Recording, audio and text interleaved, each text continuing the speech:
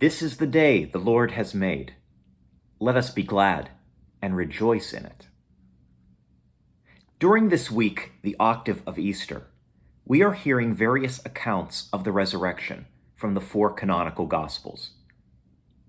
Yesterday, we read the account from Matthew, in which the risen Christ appears to two women named Mary. Tomorrow, we will hear a favorite gospel for many of us, the road to Emmaus. Like these accounts, well known to us, today's gospel reading from John presents a risen Christ who is at first unrecognizable to his closest friends and followers. These stories and our reactions to them may range from astonishing and inspiring to perplexing and incredulous. In this reflection, I'd like to explore first what we mean when we say that he is risen. Then, by doing so, I hope to offer a springboard into our own celebration of the resurrection over the next 50 days of the Easter season. What do we Christians mean when we speak of Jesus rising from the dead? First of all, this event is different from the resuscitation of Lazarus. Nowhere in the gospel is it suggested that Jesus, in rising from the dead, was starting his life over. There is something different about the risen Jesus. In today's gospel from John, Mary Magdalene cries out, "They have taken my Lord." A stranger replies, "Mary," as if to say, "Don't you recognize me?" Rising from the dead changed Jesus in some way that the gospel writings cannot precisely describe or clearly explain. Second, the notion of someone rising from the dead would not have been an unusual or an inconceivable idea for the Jewish audiences of the Gospels. Ever since the Maccabees' revolt, the Jewish people had faith that God would raise up the faithful who had died at the hands of their oppressors. In today's first reading from Acts of the Apostles, Peter said to his fellow Jews, "God has made him both Lord and Christ, this Jesus who was crucified." God raised Jesus from the dead. And being risen is something that happened to Jesus. And in doing this, God made something new. In addition, the text makes clear that Jesus does not intend to continue going about his life on earth as a resuscitated body. He says, "I have not yet ascended to the Father." He is appearing to his friends and followers in what seems to be a state of transition. Now, perhaps the tone and approach of my reflection so far is actually betraying the intention of the Gospels. After all, in the resurrection stories, we hear less an intellectual argument about the physiology of a resurrected body, and more about the personal encounters that the disciples had with the risen Christ. Like the disciples on the road to Emmaus, Mary Magdalene did not recognize her beloved friend and teacher. Put yourself in Mary's place in the story and listen carefully to the dialogue.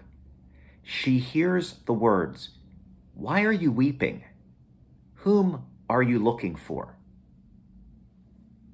Perhaps these words strike a nerve these days. 2 years of lives disrupted across the world, living in fear of disease, and shaken by political instability here and abroad. Perhaps these global and national events have been on the periphery of your life, consumed more with personal family challenges, health, finances, and uncertain futures. Families and friendships fragmented. Perhaps like the disciples, you saw some hope dashed, dying on a cross. Many of us may know very clearly and painfully why we are weeping. We are asked another question. Whom are you looking for? Mary Magdalene comes to recognize her teacher, the one who God raised. She was looking for him, pursuing him.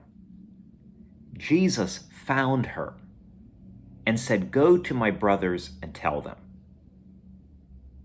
Have you ever had an experience like Mary, or like the disciples on the way to Emmaus?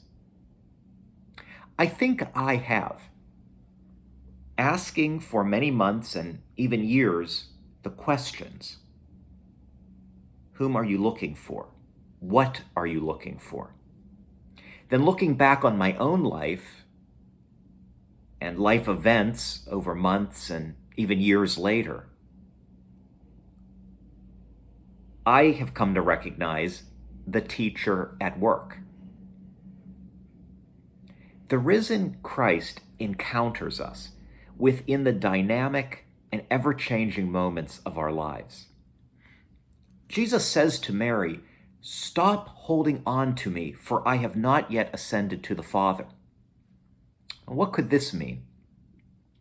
In his book, Jesus in Focus, the late Father Gerard Sloyan of Catholic University writes, Jesus was put to death in the midst of much unfinished business.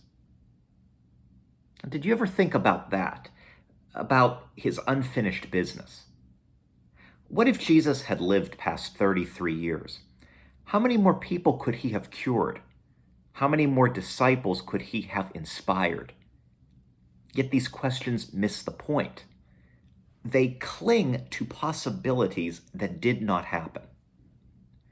Jesus comforts us firmly by insisting, "Stop holding on to me.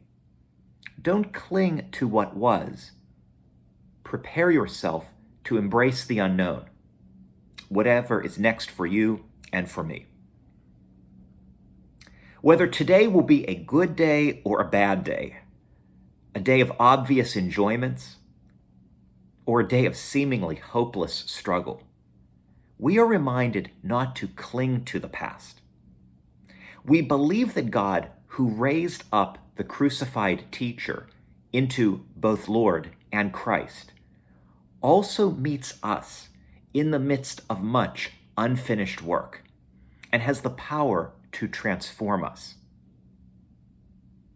This is the day the Lord has made in the midst of unfinished work. Let us be glad and rejoice in it.